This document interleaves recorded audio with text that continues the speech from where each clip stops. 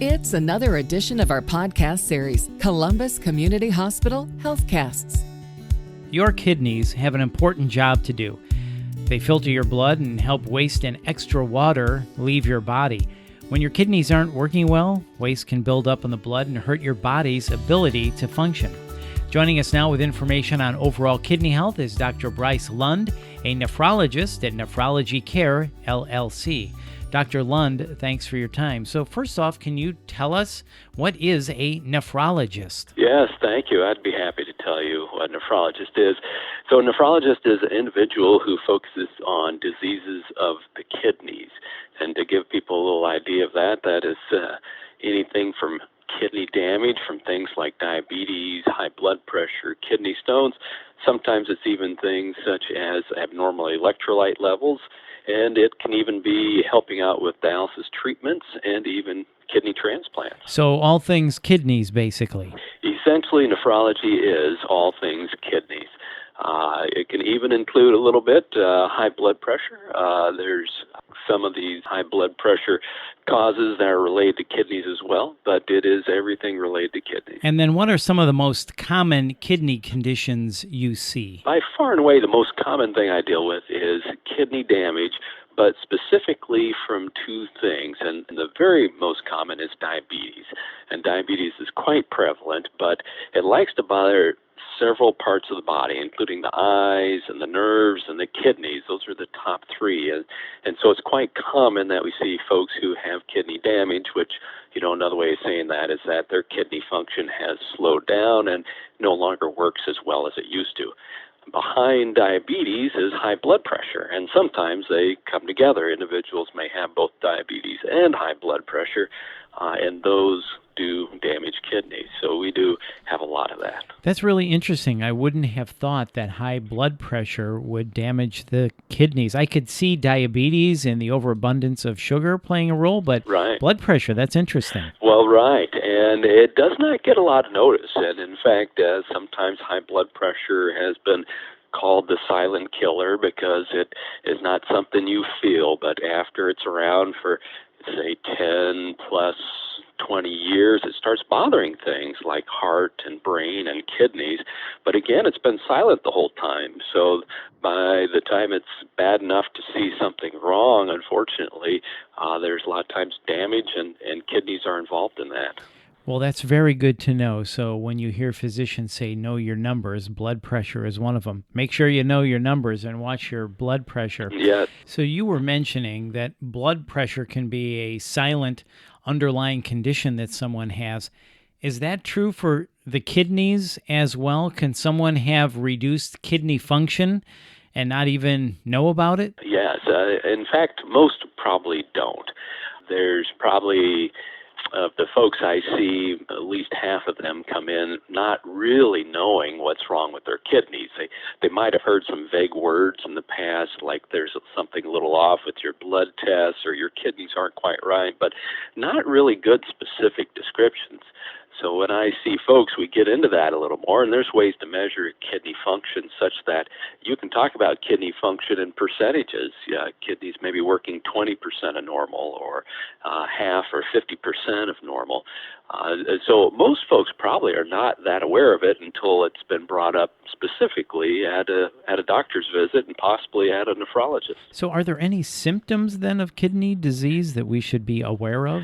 There are, but they are subtle, and generally they're somewhat late into the stage of kidney damage. So early on, if kidneys have only lost maybe 30 or 50% of typical function, a person may not feel hardly any change. They might have a little fatigue, but they might ascribe that to something else as well. So kidney function usually has to drop quite a bit before people feel bad. And by bad, I mean fatigue is quite severe. They don't sleep well. They might have itching. They might develop fluid retention or swelling on the legs.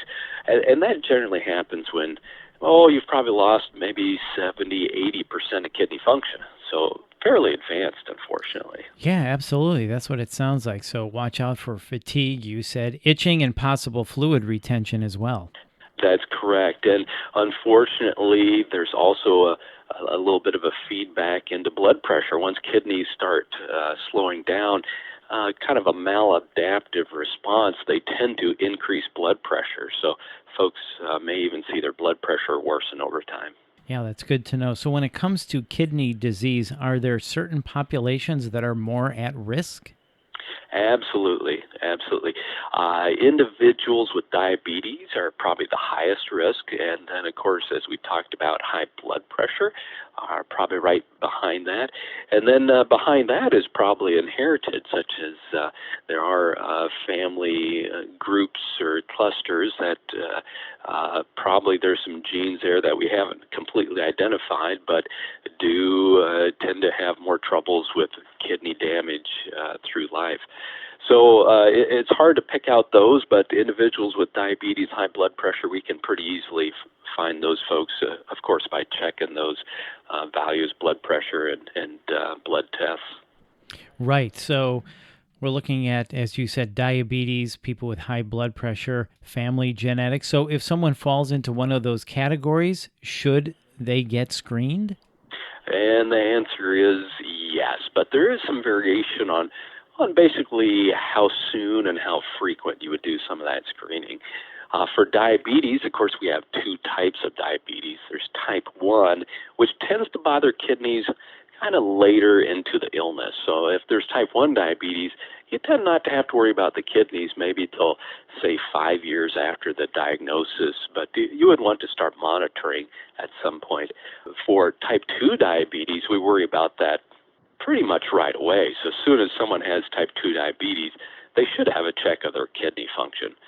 For high blood pressure, it's recommended that there is a check done at least once, but after that, it's really up to the individuals how often that needs to be done. So what is involved in a screening? Yeah, so the screening generally is going to consist of two things.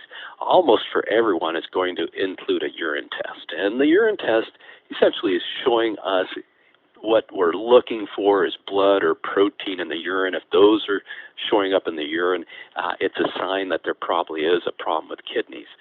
The other part of screening is a blood test. So the blood test tells you how well kidneys are working at that moment.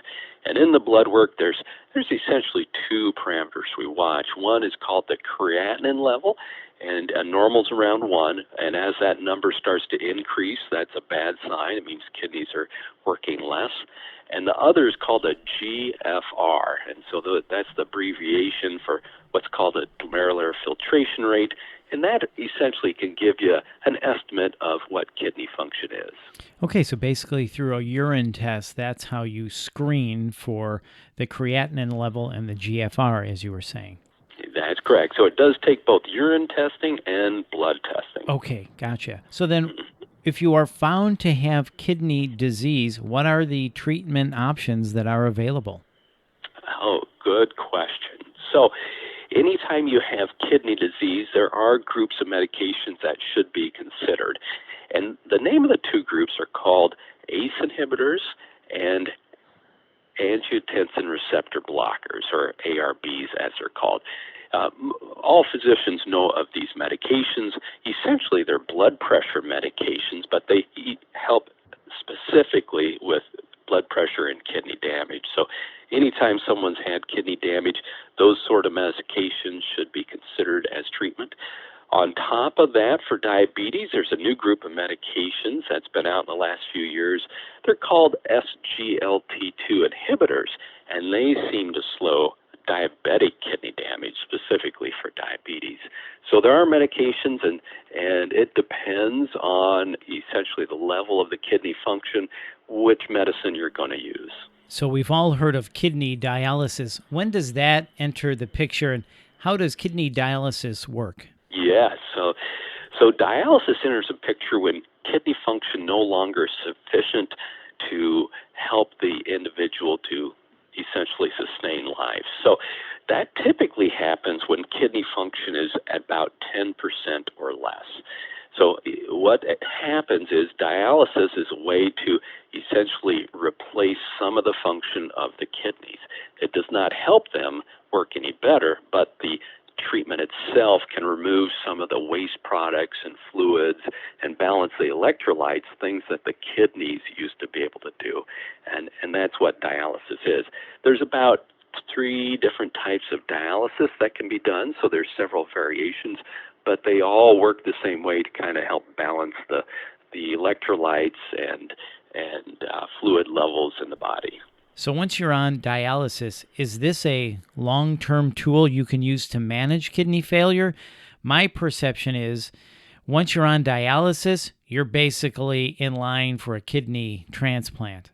Well, that is pretty correct.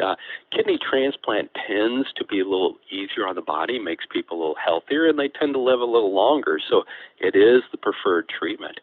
But for individuals who are maybe a little bit older, say 75 or 80, or if they have multiple health problems where a big surgery like transplant may not be feasible, dialysis is still going to be something that can get them by for hopefully many years.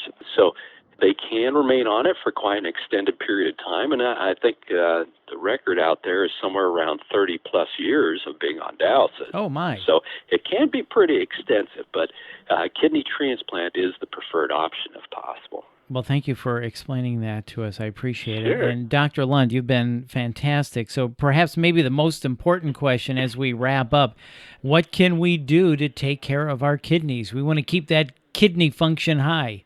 Yes. Well, that's good. You know, the simple answer there is be healthy. So kind of what you hear from other sources, diet and exercise, you know, those sort of things help keep blood pressure down. They help keep diabetes away. Once you're actually worried about kidneys, there's a little bit more you can do. Less salt tends to be easier on kidneys, so avoiding salt is helpful. Also, a little bit less protein or red meat in the diet tends to help. So those are specific interventions for helping out kidneys. So it all comes back to pay attention to diet and exercise, and if you take care of your body, it'll take care of you. It is still the best thing to do, and like they say, an ounce of prevention is worth a pound of cure. Well, this has been very informative, Dr. Lund. Thank you so much for the education about our kidneys, and thank you so much for your time. You're welcome. I appreciate it. You have a good day. That's Dr. Bryce Lund, and for more information on kidney health and the services offered through Nephrology Care and Columbus Community Hospital, please visit Columbus Hosp, that's HOSP, columbushosp.org, or follow us on Facebook, Twitter, and Instagram.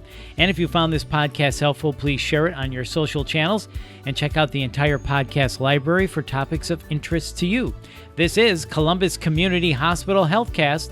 From Columbus Community Hospital, I'm Bill Klaproth. Thanks for listening.